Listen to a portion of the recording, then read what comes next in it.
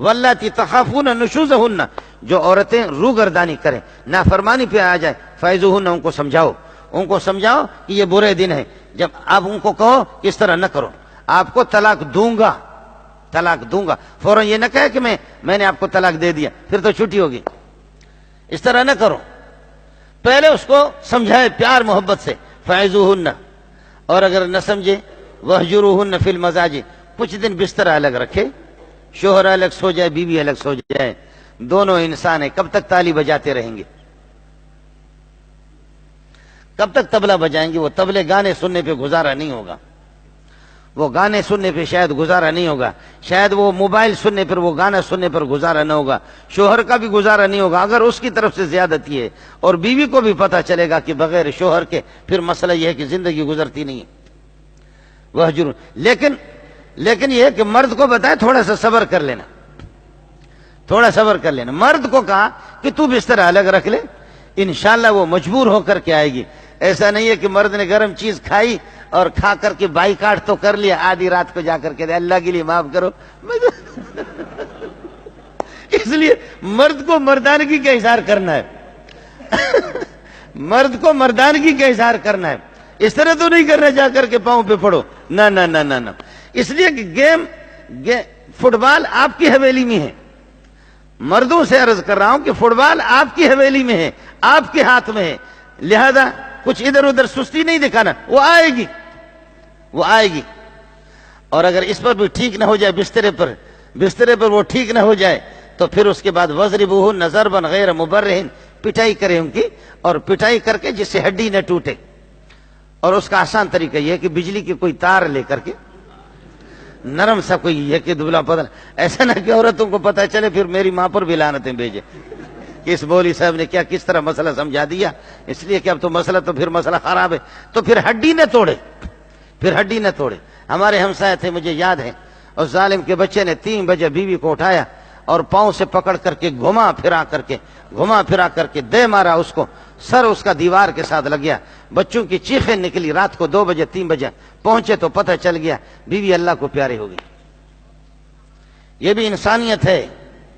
اللہ اکبر. آخر میں میرا نبی جا رہا ہے. ظالم تو ہوتے نا، خاص طور پر ہمارے پٹھان اور بلوچ، وہ تو کہتے ہیں کہ بھائی بیوی ہے کیا، بیوی ہے کس باغ کی مولی ہے، اگر ٹھیک فٹ آ جاتی ہے چلاؤ، نہیں فٹ آتی تو بائیں پاؤں کا جوتا پھینک دو. اور خاص طور پر غصے میں آ کر کے پھر کہتے ہیں کہ جی چل کہتے ہیں کہ 1000 طلاق، چل 100 طلاق. پھر حضرت علی کے پاس آ کر کے کہتے ہیں کہ میں نے جی 100 طلاقیں دیے. تو حضرت علی فرماتے 3 سے تو بیوی جدا ہو گئی، باقی 97 کو اپنے پاس رکھو، وہ ایمرجنسی حالات میں آپ کو کام آئیں گے. مہنگائی کا دور ہے، کبھی شاید خاقان عباسی کی وزارت ہے، ان کو جا کر کے دکاندار سے کہہ دینا 10 طلاقوں کے کچھ 1 کلو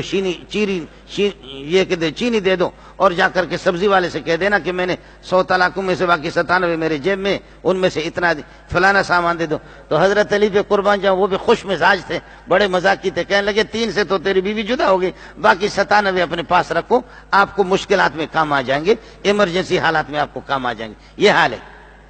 واللاتی تخافون نشوزہن فعظوہن واہجروہن فی المضاجع، بستر الگ کر دو.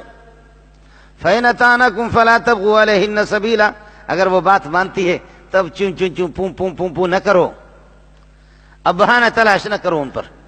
بات انہوں نے مان لی، آپ نے نصیحت کر لی، معمولی پٹائی اس کو، اور اگر میرے بھائی ٹھیک نہ ہو جائے پھر اب دھمکی دے دو کہ طلاق دوں گا، طلاق نہیں پڑے گی.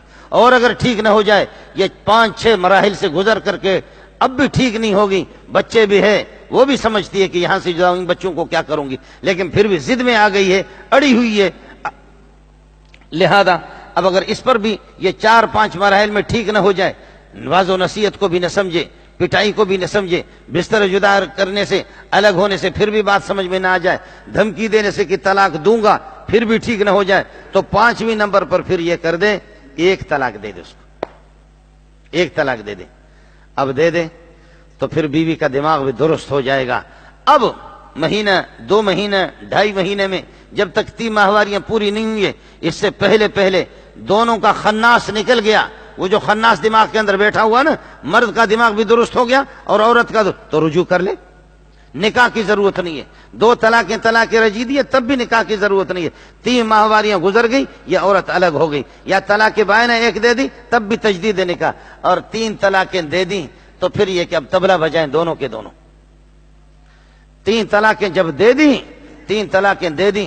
اور ایک بات عرض کروں گا وہ یہ ہے کہ ہماری بیٹیاں ہیں, بہنیں ہیں, سب کی ہے, لیکن اس بات کو ساتھی سمجھ لے, عورتوں کو میرے نبی جاتے وقت فرمایا کہ کمزور مخلوق ہے, اللہ کے لیے عورتوں پر ظلم نہ کرو. عرب مشرکین جس طریقے پر ظلم کرتے تھے بلاد عرب کے اندر ظلم, خبردار عورت کو اپنی زندگی کی پارٹ سمجھ لو.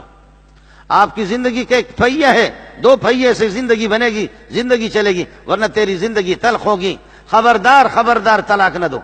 ہاں عذر شرعی اگر نافرمانی کرے تو پھر 1 طلاق دے دے, لیکن معمولی بات پر اس نے صابن نہیں رکھا ہاتھ دھونے کے لیے کہ جہاں پر یہ کہ نلکے سے ہاتھ دھوتے ہیں, یا صابن اس نے نہیں رکھا. صابن کہاں ہے, صابن کہاں ہے, سو یودو درے سلور پیزو اشپکوا جل. اس طریقے پر اس قسم کا ظلم, اس قسم کا ظلم کہ صابن اس نے نہیں رکھا, ظالم کا بچہ, آپ نے اس طریقے پر طلاق دے دیا. اب جب اس طرح کوئی طلاق دیتا ہے, تیار ہو تیری بھی بیٹیاں ہیں, تیار ہو تیری بھی بہنیں ہیں. وقت یکساں نہیں رہتا, سن لے ظالم, خود بھی رو پڑتے ہیں اوروں کو رلانے والے. آج میری اس بہن کو تو نے رلایا, آج اس گھر کو تو نے معمولی بے احتیاطی میں, غفلت میں, خناس میں, غرور میں آ کر کے تو نے آگ لگا دیا. آج ان اپنے سسرال والوں کو تو رلا رہا ہے, یہ رو رہے, لیکن وقت یکساں نہیں رہتا. سن لے ظالم, خود بھی رو پڑتے ہیں اوروں کو رلانے والے. تیری بھی بہنیں ہیں, تیری بھی بیٹیاں کسی کے نکاح میں. انشاءاللہ اس دنیا میں یہ ملا اس مسجد میں قسم کھا کے کہتا ہے تیرے مرنے سے پہلے تیری بیٹی کو طلاق پڑے گی. تیری زندگی میں تیرے مرنے سے پہلے یہ ہے کہ تیری بہن کو طلاق پڑے گی.